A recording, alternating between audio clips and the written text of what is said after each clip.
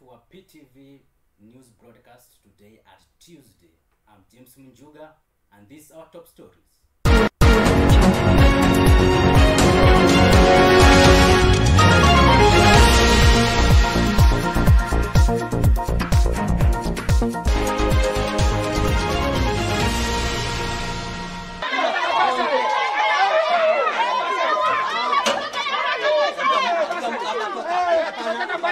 Wrangles and divisions continues to manifest in Kiambu County as MC disloyals their governor, Ferdinand Waititu.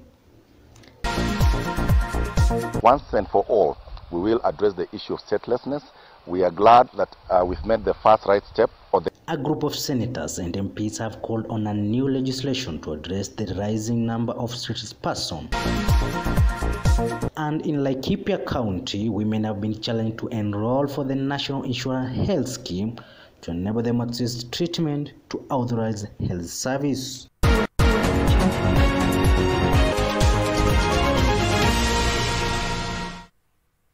And now let's go deep to the stories. The county government of Kiambu is in wrangles and division at the county MCA's assemblies continues to wrangle with their governor, Ferdinand Waititu. The MCAs claim that the governor has been assaulting them. And with these more details, let's join our reporter, Margaret Wamboy. Wrangles and sharp divisions continue to manifest in Kiambu County as MCAs disloyal to Governor Waititu poke holes in his leadership styles, with one MCA claiming Waititu slapped them physically. Sasa Governor wa Kiambu amekuwa ni mtu wa kutuchapa vita ya mwili. Thika Township MC Andrew Kimani disclosed that some members of the county assembly were physically assaulted by the governor in his Kiambu office last week when they tried to question on bursary allocation beside other corruption allegations. Wakati tulikuwa tumeenda kuchukua vyeti zetu za bursary pale Kiambu, wenye hawakupata tuliingia katika ofisi ya governor, na wakati tulienda kuuliza kwa nini kumeendelea hivyo, governor mwenyewe ametoka kutupiga ama kutuchapa ile vita ya baridi. Sasa governor wa Kiambu amekuwa ni mtu wa kutuchapa vita ya mwili. Reports say that the governor appointed a taxi driver who spearheaded developments in Thika town instead of using the elected MCAs. Addressing the media after Agri residents stormed his office questioning on bursary issues, Thika Township MC Andrew Kimani said him and 7 others have been sidelined by the governor over the bad blood between them. Fuming, Thika residents told Waititu to respect the MCAs and that their battle should not affect the innocent helpless children in need of bursaries.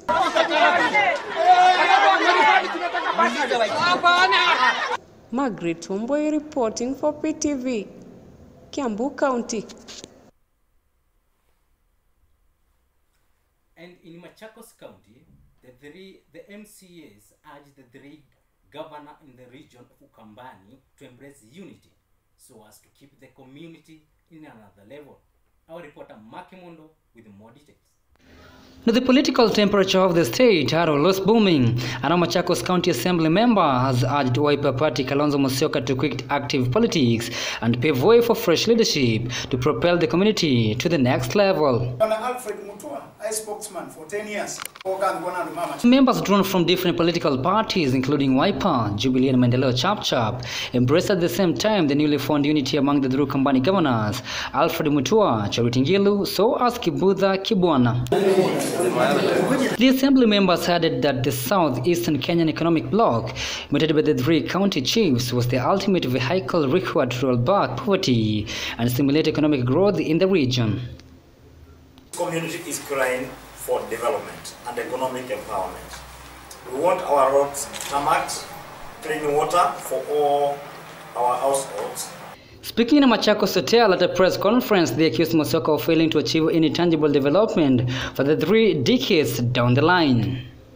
While we respect him, we urge him to retire honorably, as I've always been saying. We've never seen any meaningful, achievable development during his time the many years he was in the government. In the statement read by Gagundo West MCA Titus Kaloki, the leader said the community has been alienated from the national politics as a result of the intensive Kalonzo Musyoka, who has acted as the community kingpin for decades. They also lamented that the community has been lagging behind in the distribution of the national government projects. The MCAs also urged the 3 county chiefs to engage President Uhuru Kenyatta for a comprehensive development agenda. Pia sisi kama wabunge wa Machakos tunaunga mkono ushirikiano wa gavana wetu kufanya kazi na serikali kuu. Maana idadi ya zile pesa tunapata kutoka serikali kuu ni ndogo, na tukifanya kazi pamoja na serikali kuu tutapata maendeleo. They lashed out at their colleagues who attended a meeting hosted by Musyoka today, saying it was a move to rescue his warning prediction. Nothing much will come out since it is the same game of musical chair that has been playing for decades. They asked the 3 chief Ukambani leaders to call on for a meeting for the impact of Ukambani people for both home and in the diasporic residential areas. Now the Ukambani residents looking forward to see if changes will happen. Mark Kimondo for PTV, Machakos County. Thank you for continuing being tuned with us. We're going to take a very short commercial break, and when we come with more. Don't go away. The new year brings the promise of a better tomorrow. We all have dreams, but not necessarily the means to fulfill them.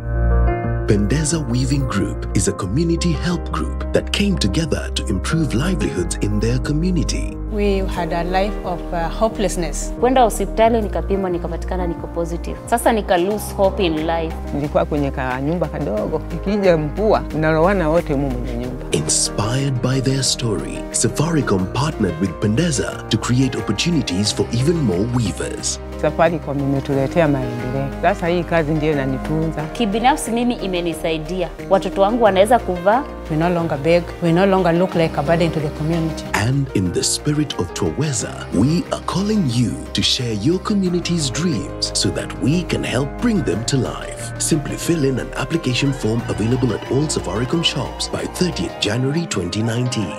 Nawe, kila wakati. Welcome back to our news bulletin. Now, the MPs and Senator have called for a new legislation on the rising people who are stateless. Our news, Mark Mondo, reports. After the end of a 2-day workshop held at Great Rift Valley Lodge, organized by UNHR and KNCHR on the status of stateless people in the country, Bungoma Senator Moses Wetangula noted frontiers countries are the most affected, with the majority of residents not accessing identification cards. He identified countries such as Busia, Trans Nzoia, Bungoma, Siaya, and Homa Bay are the most affected. We have people from Burundi who have lived in this country for a very long time who are not citizens and are stateless. We have people from Pemba, the island of the Tanzanian coast. He also attributed the crisis to lack of goodwill from the state actors is fully resolving the issue of ID cards among the youths registering the stateless. We have looked at the laws and we have noted as parliamentarians and legislators that in fact the hindrance is not the lack of law, it's the lack of administrative goodwill and the lack of the ability of involved players to push these cases for them so that they can realize these benefits in our country. As stated by the legislatory, Nairobi Women Representative Esther Passaris noted that there is hundreds of quarries workers who could not get IDs as their fingerprints had faded due to the nature of their work. Daniel cannot get an ID, all right? He's 25 years old. He cannot get an ID, he cannot open a bank account, he cannot have an M-Pesa account because his fingerprints are totally wiped out. Now, we've seen people without limbs being able to get identity. So why is it so difficult for Daniel, who has worked in the quarry all his life and his fingerprints are totally erased? The same issue of IDs, Kandara MP Alice Wahome says that the parliament is ready to introduce law that will solve the issues of ID registration. Catherine Oresi, PTV, Nairobi. And in Laikipia County, women have been urged to enroll to the National Insurance Health Scheme to enable them access to treatment to the authorized health facilities. Our own Zablon Masharia has more details in this.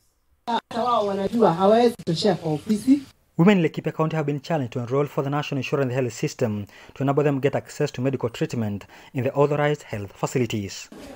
Laikipia First Lady Maria Mbaneke has urged the residents in the region to take advantage of the campaign initiated by the county government to encourage them enrolled for the health system, since it will benefit them especially at a time they are in need of hospital bills.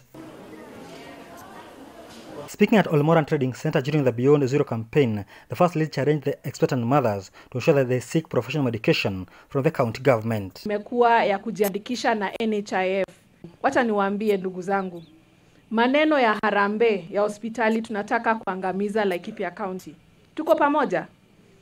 Hiyo hela ambayo tunatoa watu wakiwa hospitali inaweza kutusaidia kusomesha watoto ama kufanya miradi mingine kule nyumbani. Ni kweli au si kweli?